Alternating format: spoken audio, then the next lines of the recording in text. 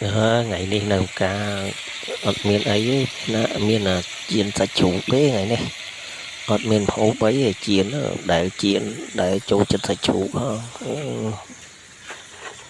chiến rồi mà sạch chủ tình cái làm pon mà có lúc mà làm pon hôm mà sạch chủ cái nhà bày cho năng mới mà thu hết hàng ra tính tràn và cái đây tới này tôi chứa làm pon là được thu rồi hộp tại rồi